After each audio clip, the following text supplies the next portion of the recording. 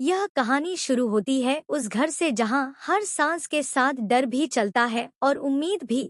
जहां ताइमा की कमजोर धड़कनों के बीच एक मासूम बच्ची की गुमशुदगी पूरे परिवार को भीतर से तोड़ रही है। दर्द इतना गहरा है कि पूजा की घंटियों और माता के जयकारों में भी बेचैनी साफ सुनाई देती है। ताइमा जलन सहकर भी चुप है क्योंकि उसे यकीन है कि यही सहन उसकी बच्ची को वापस लाएगा। लेकिन जब दर्द हद से बढ़ता है और ताइमा बेहोश होकर गिर पड़ती है तो उस पल हर किसी के चेहरे से रंग उड़ जाता है। सूरज खुद को संभालते हुए सबको ढांढस देता है, मगर उसके भीतर तूफान मचा हुआ है। उसे पता है कि अगर सच्चाई सामने आ गई तो ताइमा का दिल ये सदमा नहीं झेल पाएगा। इसलिए वह एक झूठ का सहारा लेता है, ऐसा झूठ जो अपनों की जान बचाने के लिए बोला गया है। फोन पर खबर मिलती है कि बच्ची मिल गई है और उसी झूठ के सहारे ताइमा को थोड़ी राहत मिलती है। मगर इस घर से कुछ ही दूर एक और घर है जहां मातृत्व पागलपन बन चुका है। मोनिका का दिल डर से कांप रहा है।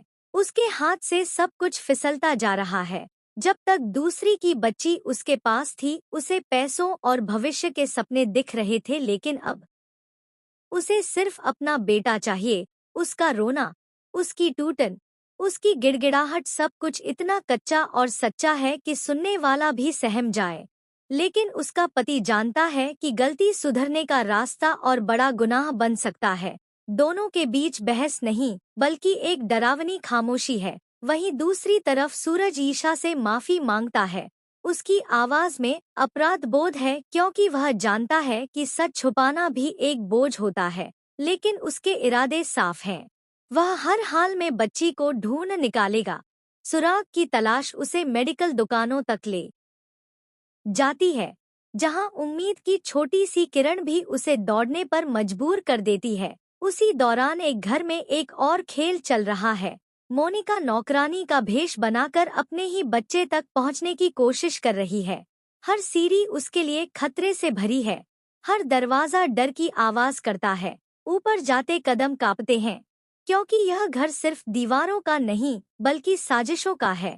तभी दूसरी तरफ सूरज को अपनी बच्ची मिल जाती है, खुशबू के पास, जहां सच्चाई और गलतफहमी आमने सामने खड़ी हैं।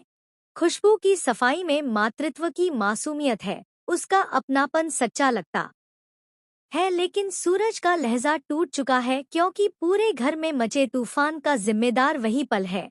वह बच्ची को अपने हाथों में लेता है और उस पल उसकी सांसें कुछ देर के लिए थम सी जाती हैं। बच्ची सुरक्षित है लेकिन सवाल अभी जिंदा है। वह खुशबू से चुप रहने की गुजारिश करता है क्योंकि एक सच कई जिंदगियां बर्बाद कर सकता है।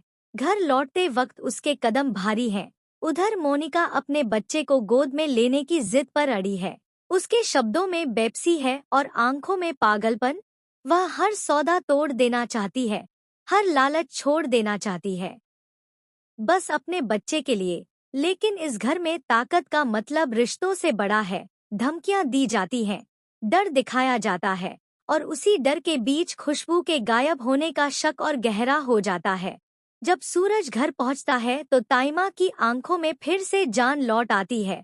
बच्ची को देखकर वह भगवान का शुक्र अदा करती है। घर में खुशी का शोर है। फोन पर खुशखबरी दी जाती है, लेकिन इस खुशी के नीचे भी कुछ दबा हुआ है, क्योंकि कहानी यहीं खत्म नहीं होती। मोनिका अब भी छुपी हुई है। वह खुद को उस माँ के रूप में देखती है जो अपने बच्चे को वापस लेने आई है। नामकरण की तैयारियां शुरू हो जाती हैं।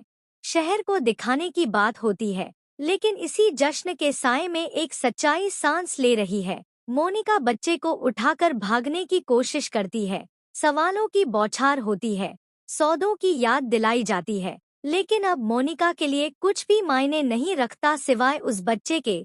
धमकी दी जाती है कि पूरा शहर उसके खिलाफ खड़ा हो जाएगा। और तभी खुशबू का नाम फिर से गूंजता है। शक, डर और गुस्सा सब एक साथ फूट पड़ते हैं।